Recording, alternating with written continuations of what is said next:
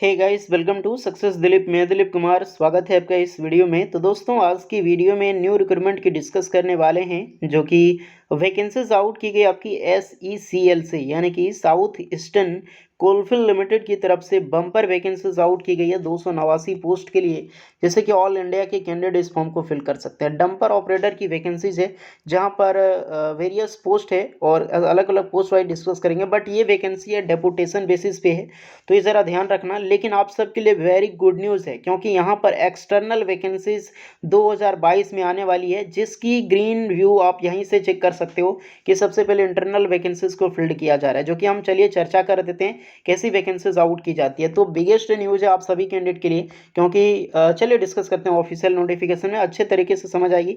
इससे पहले रिक्वेस्टेड होगी, चैनल पे अगर आप पहली बार विजिट कर रहे हैं so please do subscribe and hit the bell icon.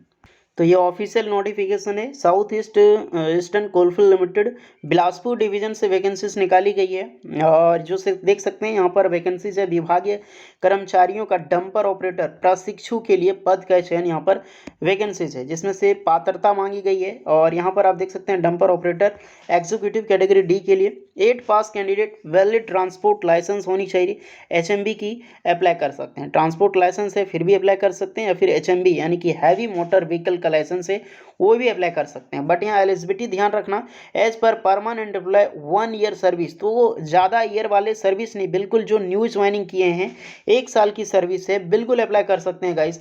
तो देखिए, कहीं ना कहीं आप बोलोगे सर ये तो गलत हो रहा है, क्योंकि इंटरनल वैकेंसी कोल इंडिया में फिल हो रहा है, एक्सटर्नल वैकेंसी निकल नहीं रही है।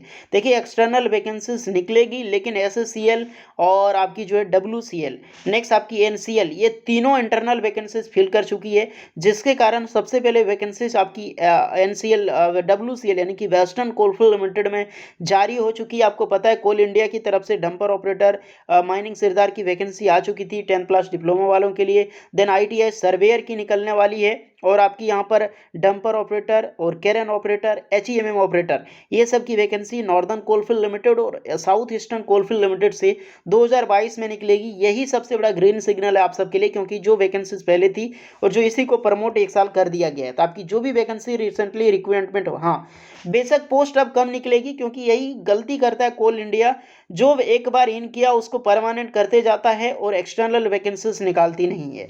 हालांकि 2021 में एंडिंग में इन्होंने बता दिया था इंटरनल जो कि GM के तौर पर कि जो भी वैकेंसीज अब आएगी, अब एक्सटर्नल वैकेंसी निकलेगी 4 महीने के अंदर निकालेगी। अब ये 4 महीने इन लोगों का खत्म नहीं हुआ, अगर बेसिकली टाइम देखो तो लगभग 6 महीना हो रहा है ये प्रिंट हुए हुए, मतलब कोल इंडिया ऑफिशियल जो GM द्वारा बताया गया था कोलकाता की, वो चीज़ मैंने आपको बताई थी।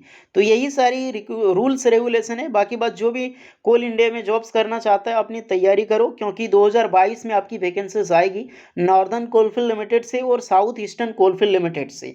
CCL BCCL का कोई अता पता नहीं है, और ना ही ECL का। बाकी बात, आपको जानते हैं कि वेस्टर्न कोलफील्ड लिमिटेड सबसे ज़्यादा वैकेंसीज निकालती है, देन आपकी नॉर्दर्न कोलफील्ड लिमिटेड और आपकी साउथ ईस्टर्न कोलफील्ड लिमिटेड।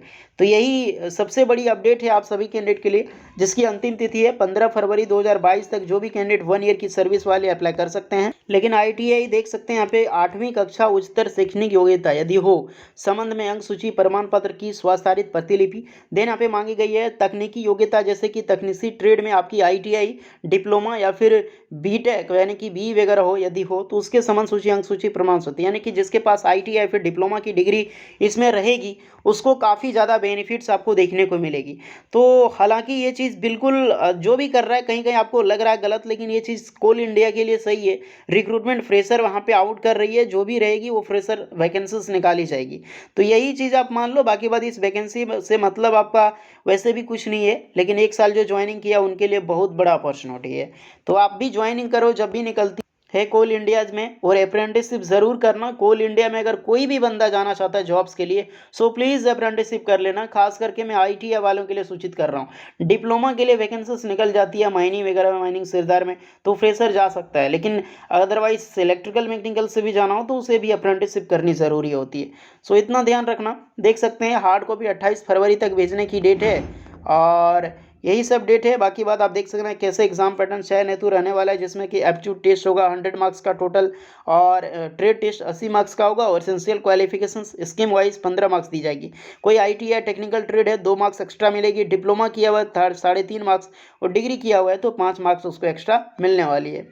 और कुछ है नहीं, नोटिफिकेशन डाउनलोड कर सकते हैं, ये ऑफलाइन फॉर्म है। जो भी कैंडिडेट एलिजिबल है अप्लाई करो। बाकी बात आप एक्सटर्नल वैकेंसीज के लिए आप वेट करो और अपनी तैयारी हमेशा जारी रखो। लेकिन याद रखना अप्रेंटिसशिप जरूर करना कोल इंडिया में अगर कोई जाना चाहते हैं तो। बस यही अपडेट देनी थी आपको कि वैकेंसीज निकलने वाली है कोल इंडिया में। होपफुली वीडियो अच्छी लगी हो, so please like share and subscribe करें। चलिए मिलते हैं नेक्स्ट वीडियो में, तब तक के लिए जय हिंद।